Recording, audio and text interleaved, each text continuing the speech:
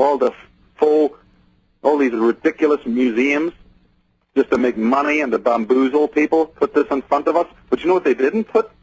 They didn't put the 70 or more torques. A torque is a piece of jewelry, you know, it's like a sort of a bracelet, and they're also made for the neck. Mm-hmm. That Tutankhamun's tomb was awash in torques that are identical to those made in Ireland. They never mentioned that. They're very selective. Where are those? Where are all those torques? Where are they now? Oh, well, that is an amazing. The Rothschild dynasty owned most of the major relics that come out of Egypt. They sequestered it. They sent their agents, and they broke into the tomb of Tutankhamun 8 years before the date of the official opening. Lord Carnarvon is married to a sister of the Rothschild dynasty. Oh, really? Funded by them.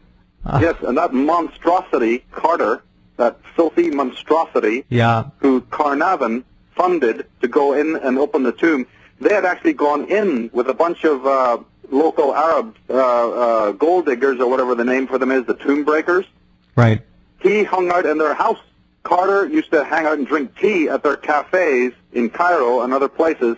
They were personal friends, and 8 years before the official dates of the opening, they had dug tunnels underneath, broke in, raped the tomb, and for 3 days, in the middle of the night, had a Dakota jet, one of these planes in that era, and shipped all of the contents, not only of that tomb but of others, back to Britain, and they're in the keeping of the Rothschilds.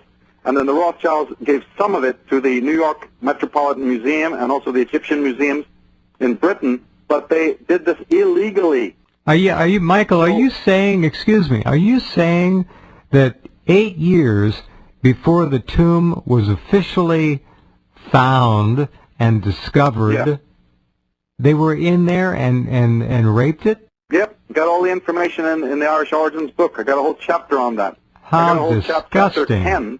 What an outrage. Isn't it?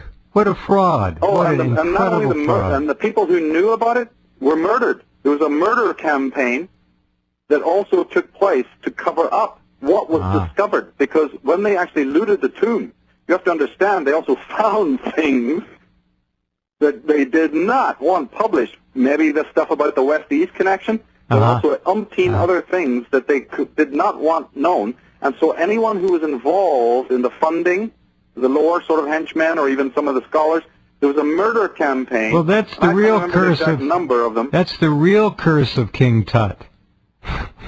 Well, the curse. I'm glad you brought that up. The curse was actually created by the museums of England and the press by way of the Rothschilds to create this spurious, false, not only totally demeaning the Egyptians as if they're some sort of woo-woo men, but at the same time to also create that these tombs would not be robbed by people they didn't want robbing it until they got in and robbed it. And the interesting thing, one of the documents that they found inside the tomb of Tutankhamun was his life story and how he died. Tutankhamun ordered the death of one of the head Atenist priests that he didn't like. Right. So when he became a king, he sent his guards to crucify this particular priest of the Temple of the Sun. And in retaliation later on for that king's death, they bludgeoned him to death or poisoned him. They're not quite sure how Tutankhamun died.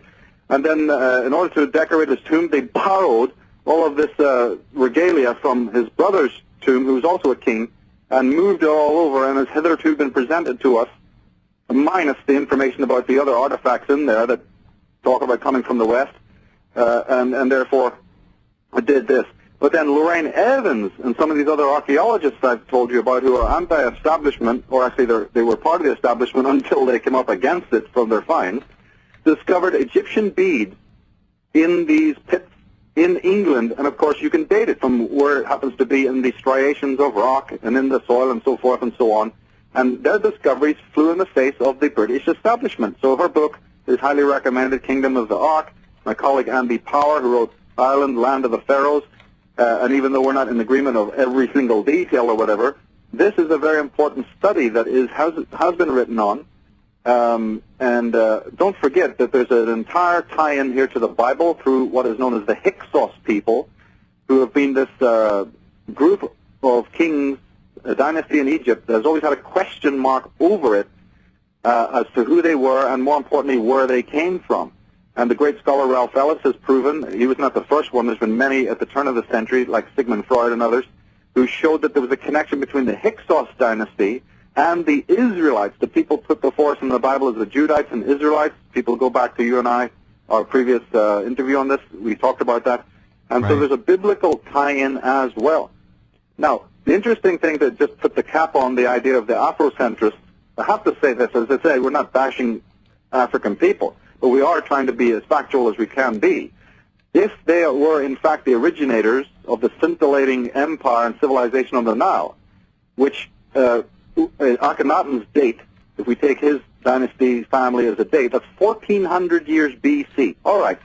So in 1,400 years, which just leads up to the birth of Jesus, plus the 2,000 that leads up to you and I right now, how come in Africa they never have then duplicated it and built another civilization, or even a quarter of it or a third of it, to show that Africans could have built a civilization, comparable to the Nile? If that hasn't happened, how dare the Smithsonian and other groups come and tell us that it was people out there that made it?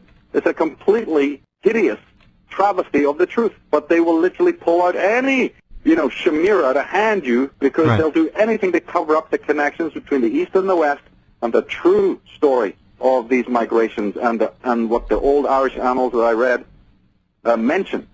They will do anything to have you go and read those. And I have the captions from those annals in my book, so people can read them, the translations of Professor Keating. They're all there, showing that there were these bona fide connections. And there's so many other sources. There's 550 pictures there in the book, and there's umpteen quotes, as you said earlier in your introduction. People can get up to speed on this fascinating cover-up that's taken place throughout the world.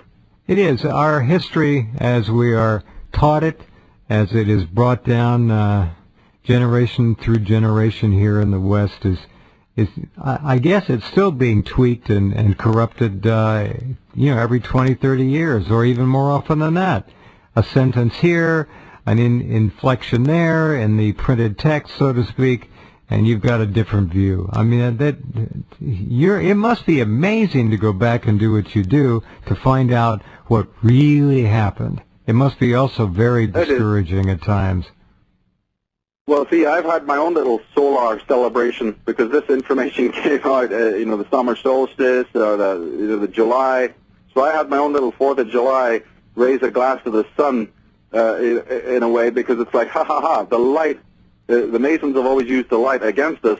Hey, guess what? It just backfired, and the sun's at its highest point, and this amazing revelation comes out. So I've been extremely, happy and overjoyed about this, because it not only vindicates my work on a personal level, it's also a great sign that no lie can be thrown to the ground forever, that, the truth is going to come out. And I've always predicted that more and more and more of this is going to happen as we go down. I've made a study of it, so I know things about, this place is aligned to this other place. But these are not things that are well known in society. People look at the heraldry of Britain and don't notice that, the fleur-de-lis is on there, or, the lion, what it represents, or what the words represent, the terms. These things have always interested me. But it's when great stories like this come out in the mainstream media that then people raise an eyebrow. Yeah. Okay, I put the story about King Tut's DNA back up in the first news block in headlines at Rense.com. Michael, thank you. And boy, I'm just honored to have you on the program. I've known you for many years, and your work is just extraordinary. And without you, I don't know who'd be along in our times to do what you're doing. You're just doing amazing things. Thank you, Jeff. I really appreciate it. It's a great day to, again, follow up on our first talk. I always thank you for believing in the thesis in the beginning, and this is just a great kudos to that. So again, thank you very much for that opportunity. My pleasure. All right, take good care, my friend. We'll talk again. Bye-bye. Okay, good night. Michael Tsarion. What an amazing thing it is to go back, as he has done, and discovered the real history